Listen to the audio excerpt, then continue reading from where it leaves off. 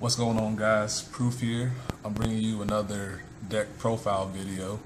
Today I'm bringing you my Phantom Blaster Abyss deck that I've been using in tournaments. You've been watching my videos up to this point. It was one of the strongest videos, excuse me, it's one of the strongest videos, that's stupid. It was one of the strongest decks in Japan, and when it came over to America, it immediately made an impact for me.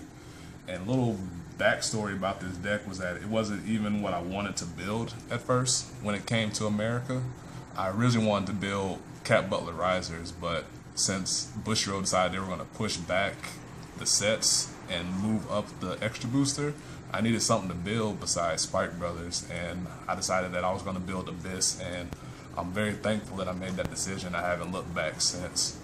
But without further ado, I'm going to start going through the deck. Normally I would go from grade 0s to grade 3, but in this case I'm going to go backwards, so bear with me on that one.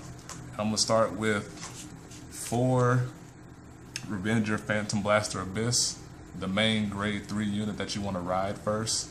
His skill says, on the turn that you Legion, counterblast 2 after he attacks the Vanguard, and retire 3 Revengers, and then restand the Vanguard and the mate. And with the way the deck works, it makes it very powerful to be able to do that, because all the advantage you gain over time just puts a lot of pressure on your opponent's hand. So by the time he comes out and he's ready to restand, it can definitely turn the game in your favor or end the game right then and there, especially with the way that I built up the deck. And I love Phantom Blaster Abyss. I originally didn't like Raging Form at all. I hated the way that it worked, especially being a superior persona ride. Pretty much, it's not as consistent. I enjoy this because all I have to do is pretty much ride it and then do the Legion whenever I get the opportunity to do so. And because of that, it makes it much more consistent and much more viable, and it attacks stronger on the first swing versus Raging Form, unless you break ride. That it doesn't have the much oomph when it comes to it, and it carries over critical triggers, which to me is what makes it vastly superior to Raging Form, being able to carry over those critical triggers. And I have 3 Mordred Phantoms. Some people play 4. I like 3 because I focus more on the grade 2.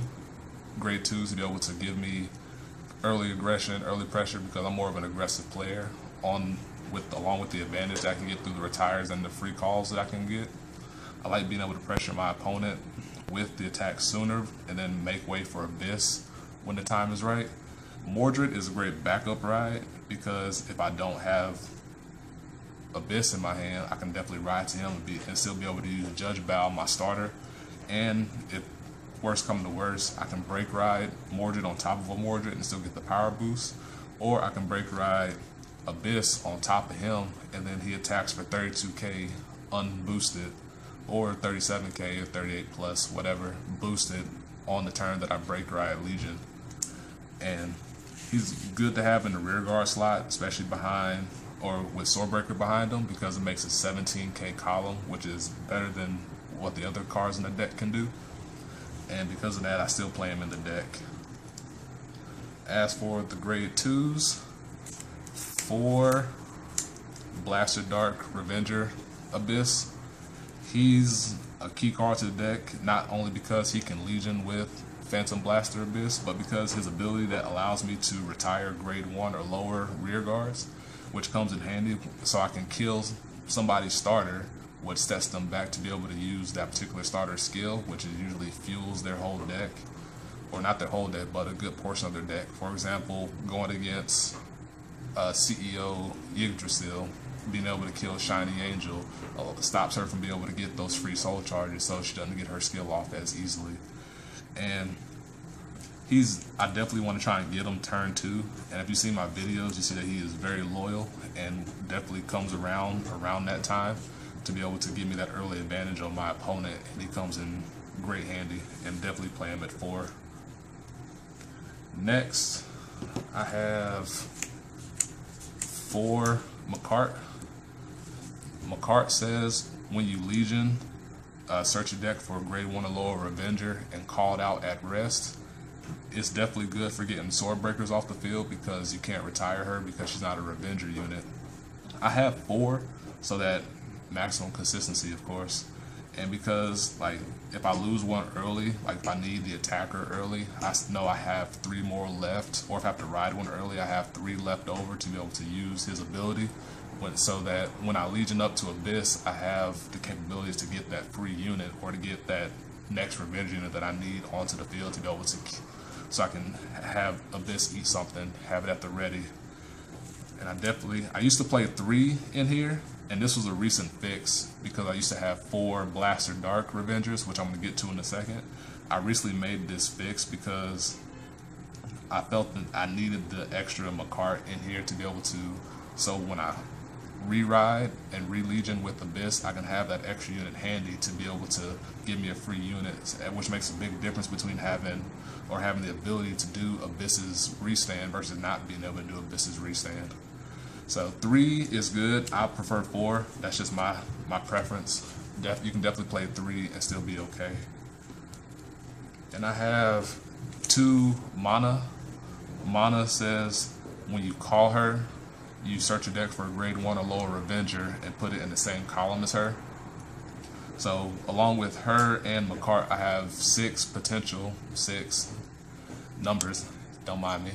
I have 6 potential units that can give me a free unit to be able to retire for Abyss's restand. And sometimes I play her early just because it gives me an easy 15k column, so I have an attacker going at my opponent to be able to get damage going or get more cards out of their hand, so that when it comes to when it comes to riding Abyss, I have the ability to have my opponent either high damage or a low hand, so that I can either turn the tide, like I said earlier, or end the game right then and there. I prefer 2. I've seen people with 3 in here, but 2, since I have the 4 Maccart, 2 seems best for me. And for the last grade 2s, I have 3 Blaster Dark Revengers. Everybody, or most everybody, knows what Blaster Dark Avenger does. He says when you call him, counterblast 2 and retire one of your opponent's units in the front row. And so I used to have 4 in here just because of the early retire, and it's easy to do it and combine it with Dorant.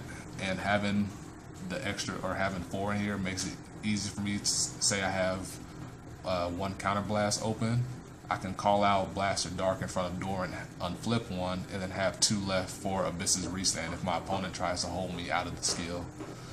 And it's definitely something you want to have more of, definitely more than 2. I prefer 3 just because if I lose one early, I still have 2 in the backup, and he's definitely more useful after your first Abyss restand for what I've seen, because you can hoard cards in your hand, call out a Dorant and then a Blaster Dark and unflip 1 when you re-ride, and have the capability to Legion and do Abyss's restand again. So I prefer 3. You can play 4. 4 is definitely a great number. 3 has been doing well for me, especially when I have the free units coming from Maccart. And I always have the counterblast ready because I don't use very many counterblasts outside of Abyss's restand, Blaster Dark Avenger, Abyss, and Judge Bow's skill, which I'm going to get to in a little bit.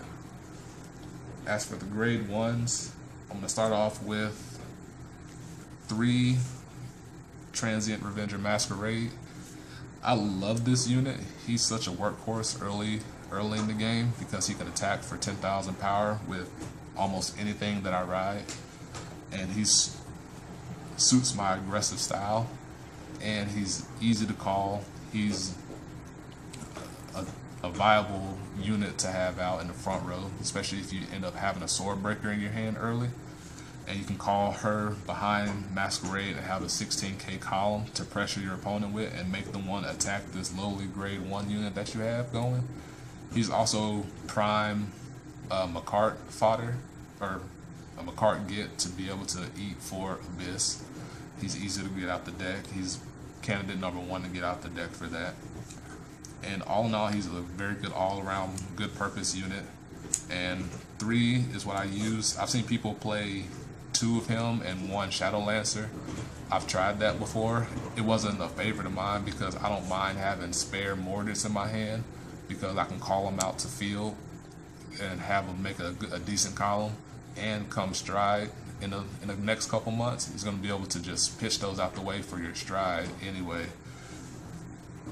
So moving on to 4 Durants.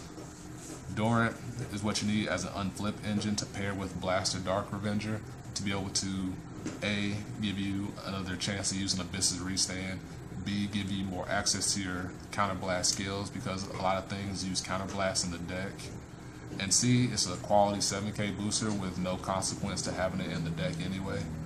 I prefer 4 just because it's a great booster and Revengers don't have a lot of options here. I don't want to play, I forget the name, but don't worry about that. I'd rather have this in the deck over Dark Bond Revenger. I don't want to play that because it uses more counterblast than what I feel that I can afford to use reliably.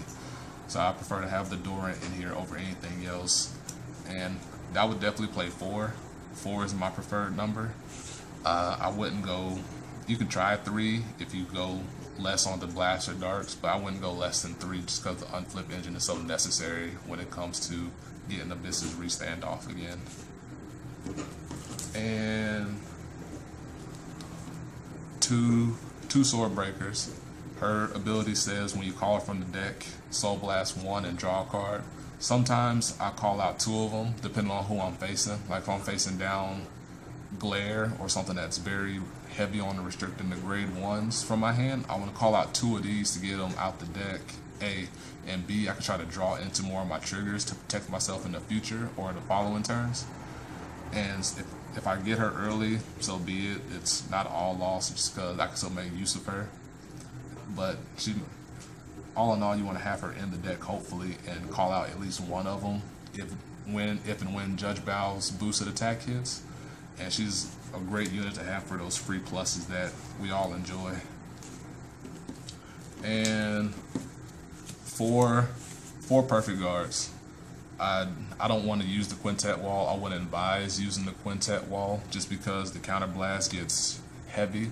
People have said and noted that they've had success with a couple Quintet Walls in the deck. I prefer the perfect guards just because my hand, it becomes massive sometimes to where I don't mind using the perfect guard to protect myself versus using the Quintet Wall and potentially ridding myself of things that I could use next turn or in the future.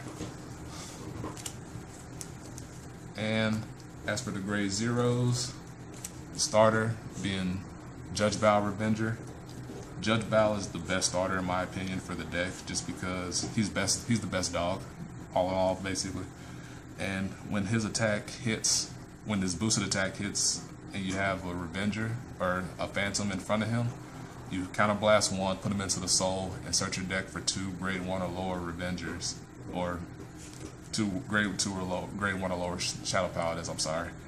And it's great for getting out Sword Breakers to get the draws off. It's great to get Durant out if you have a Blaster Dark in your hand and you preparing yourself to Legion with Abyss to have the counterblast handy. He's great to put back into the deck with Legion if you have no other triggers or perfect guards put into the deck. And all in all, the best starter for the deck, and I wouldn't advise you to use anything differently. And then 4 heals, of course, self-explanatory. Definitely I would use 4, wouldn't use anything less than that. And 12 criticals. I know some people like to use 4 Freezing Revengers over Deathfeather Eagle or your choice of other critical trigger for the deck. I love Deathfeather Eagle. He's the best bird in my opinion. A little inside joke. Because I love having the ability to know that I can double crit at any time and end the game. And with the fact that Abyss carries over his criticals, if I can check a critical versus checking a stand, or not a stand, but a draw trigger, and carry that over to the next attack, it puts that much pressure on my opponent to be able to guard that attack or potentially lose the game right there. There's been so many times where I've checked Deathfeather Eagle and knowing that it could have been Freezing Revenger and that he won me the game versus Freezing Revenger prolonging the game. It's definitely made him better in my eyes to me. and like I said, it suits my more offensive nature for the way that I played the game and played the deck. And I tried freezing Avenger for the 4 draws here, and I didn't like it as much, especially when it comes to knowing that people that I play against like to play like Yggdrasil, Glare that restrict down grade 1 or higher. Knowing that I have this 10k shield in my hand definitely puts me more at ease facing those decks, and then knowing that I can again like pressure my opponent with the 12 critical triggers. So that's it for the deck. I hope you guys enjoyed. If you have any questions, leave a comment in the comment section. I'll try to answer that as soon as I can. And as always guys, like, comment, subscribe, and see you guys later.